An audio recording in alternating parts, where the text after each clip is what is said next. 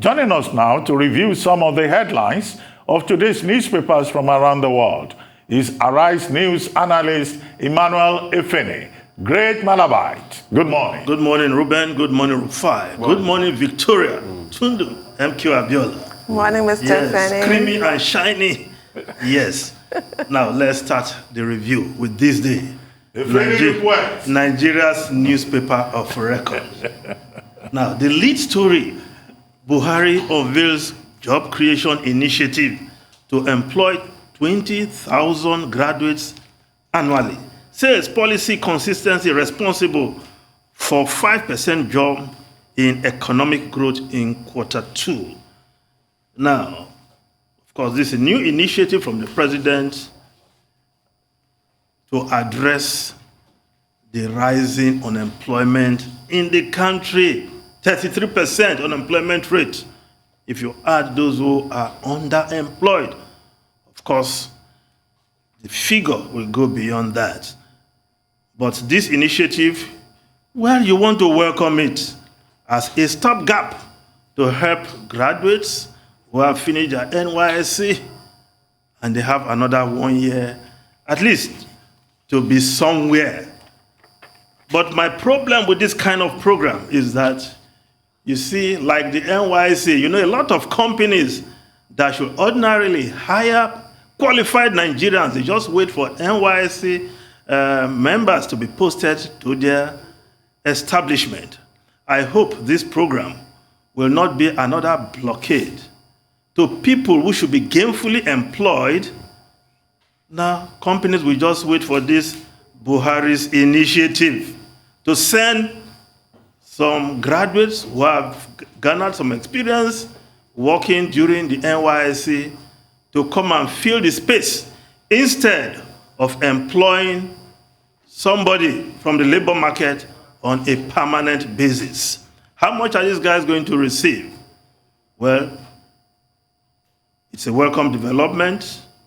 It's better the government is doing something than doing nothing. Remember, the president once told us, no matter the number of degrees you have, if there's no peace, you won't get any job. The government cannot employ you anymore. How many can we employ? The president once bemoaned. But let's welcome this development. But my fear is that I hope companies will not use this as an opportunity not to gainfully employ people who are qualified to be employed on a permanent basis. Now, let's look at the Vanguard newspaper. Nigeria had hit as 2,035 die of cholera in 23 states FCT. 58,698 cases reported since January. Jigawa records 600 deaths. 16,217 cases in Bauchi. Bauchi, Katsina, Zamfara account for 73.9% of cases in 1 week. Nigeria created environment for cholera to thrive, the NMA. Minister of Environment, NCDC, DG, blame poor sanitation, lack of hygiene practices. Now, while we talk of COVID has not claimed this much. Another infectious disease. But the fact is that cholera, we know, is a disease of poor sanitation. And also the unavailability of clean drinking water in many parts of the country. A situation where some communities fetch their drinking water from stream, where they also defecate. What will you expect? So, it goes beyond blaming the poor for being poor. It goes beyond blaming those who are unhygienic, because it is also the duty of government to ensure that our environment is kept clean. Remember the days of Wole Wole, who go around to ensure, they call them sanitary officers, to ensure that our communities are clean. So this is not reading well for Nigeria to be losing as many as 2,035 citizens to cholera in 7 months. Now we move over to other story. The New Telegraph newspaper, terrorism, U.S. ready to assist federal government identify Boko Haram sponsors. According to the envoy, the U.S. envoy in Nigeria, says both government officials have met thrice in 2 months. Purchase of Tucano fighter jets, good omen, Europe Air Force chief. Now, this story, is it that we don't have the capacity to identify those who are sponsors of Boko Haram? The other day, we cannot forget that UAE, the United Arab Emirates, arrested, apprehended, tried 4 Nigerians, 2 given life sentence, 2 10 years imprisonment for sending funds as much as $98,000 to Boko Haram. Who were their collaborators in Nigeria? Did the government or the security agencies make any effort to get their collaborators? So the U.S. has offered to help Nigeria identify Boko Haram sponsors. Will the government take up this offer? Daily Independent newspaper, Buhari backs Buni as forces ask him to quit as chairman. Stakeholders want Tinubu to speak out, but Tinubu is in the UK. He's recuperating, even if they don't want to say so. Recuperating from what ailment? I don't know. So this is in connection with the September 4 APC local government area congresses. Many stakeholders want to push Buni out of that place, but out of the interim chairmanship position. Now, the Daily Sun newspaper, Southern Governors Collective Decision, 11 Southern states failed to meet September 1 open grazing ban deadline. 5 states ignore agreement, 6 in process of ban. Akeredolu, Alakunrin Akeredolu, the governor of Ondo State, signs bill into law. Now, below the photograph, the front page of the Daily Sun, PDP has not zoned presidency to the north. Ex-national legal advisor, party begins fence mending, meets Wike, Secondus. Obviously, the 2 gladiators in the crisis rocking the PDP. The Punch newspaper, compulsory vaccination, NMA, Johesu, kick as federal government threatens sanctions. You can't force people, enlighten them.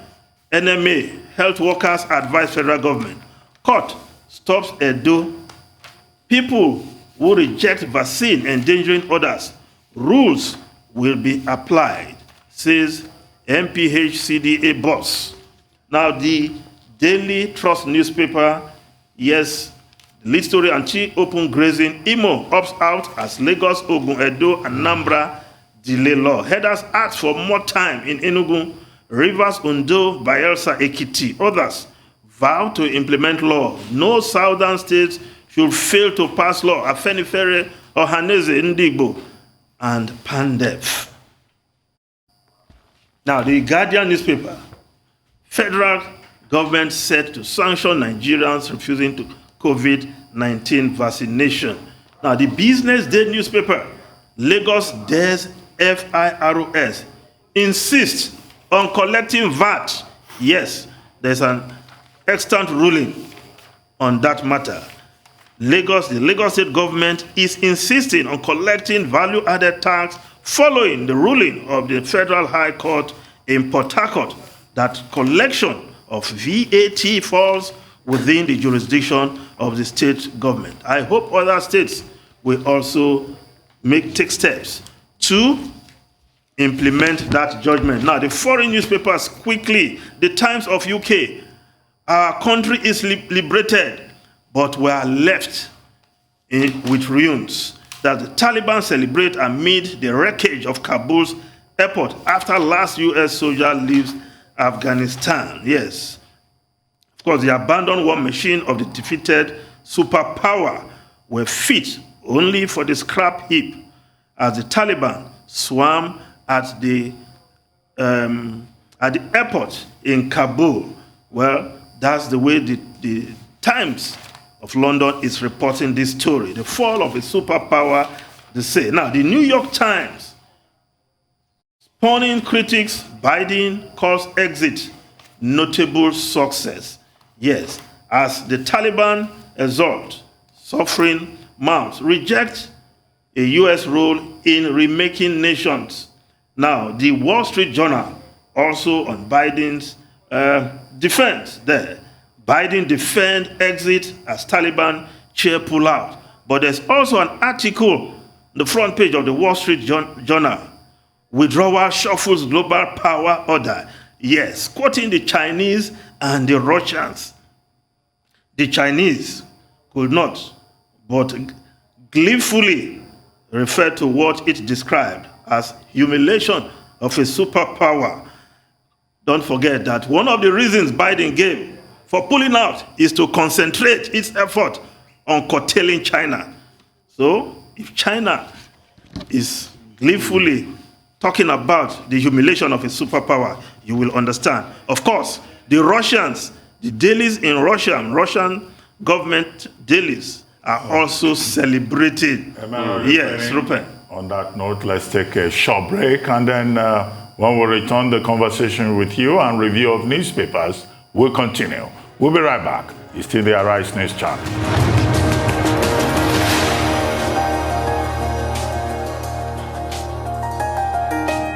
Welcome back to the morning show here on the Arise News channel. Still with us is Arise News analyst Emmanuel Efene, who has been reviewing top stories in today's newspapers from around the world. Great Malabite. Yes, Robert, let's just go back to the Wall Street Journal, where I was talking about that analysis in the front page. Withdrawal shuffles global power order. Of course, the Chinese gleefully talking about the humiliation of a superpower. Don't forget that Joe Biden, the president of the United States of America, gave one of his reasons for pulling out to consolidate effort in containing the Chinese. And of course, there was also laughter and glee on the streets of Moscow, where most of the newspapers were also celebrating, cautioning about the U.S. And of course, one editor tweeted, the moral of the story is that don't help the stars and the stripe. They will hump you and dump you. That's talking about the U.S. But just before I come over to you, let's look at the Times of UK. There's a story there that should interest Nigerians. Cholesterol jabs to save thousands in world first. Yes, hundreds of thousands of NHS patients are to receive a game-changer injection to lower their cholesterol levels, saving an estimated 30,000 lives within the next 10 years. So nurses in GP surgeries are to administer these jabs, called inclisiran, to 300,000 people over the next 3 years. To lower, according to the report, it will prevent 55,000 cases of heart attack and stroke. It will interest a lot of Nigerians. But Ruben, just before I come to you, yes, you mentioned Thompson Usian. He passed away in the United States of America. One-time Green Eagles footballer. Top 9, one of the best number 9 this country ever had. He was my schoolmate at the famous Aussie College, Warri. We remember him. Yes, one of those who took his talent to the United States of America, where football, as we know it, what they call soccer over there, is not a very popular sport as at that time. So he did not blossom like those who went to Europe, but we remember him. Top Eagles player, Thompson Usian, Warri boy, original. Over to you. Well, if any, I'm applauding you. You know, I was waiting for you to miss that story on cholesterol, which the UK authorities have described as a game changer. Yes, a game changer. You know, and we're told that it's based on a technique called RNA interference. And what it does basically is to help destroy bad cholesterol within the system and then prevent heart attack and stroke. And it's on the front page of the Times of London this morning. So you did well, because I know this is one of your favorite topics, so you didn't miss it today. However, the drug is also called Leqvio. But what appeals to me here is that, look, the UK, they're dealing with COVID-19, but at the same time, they are paying attention to other public health issues, like, what the damage that cholesterol can cause and all of that. Here in Nigeria, what are we doing? Right? You have the UK authorities collaborating with the Swiss major pharmaceutical company Novartis. That was how they arrived at this Leqvio and inclisiran, as you called it, which is the other name for it. Here we have not just cholera, running amok in 22 states of the country. We also have the Marburg virus disease, also causing problems, not just in Nigeria, but also in Equatorial Guinea, in Ivory Coast, in some other countries in Africa. So I think there is a lesson that our health authorities, public health authorities can learn from this. While we are fighting COVID-19 and trying to get the people properly vaccinated, we also need to worry holistically about other challenges that we face in the country. But just before you go, I want to draw your attention to page 11 of this day.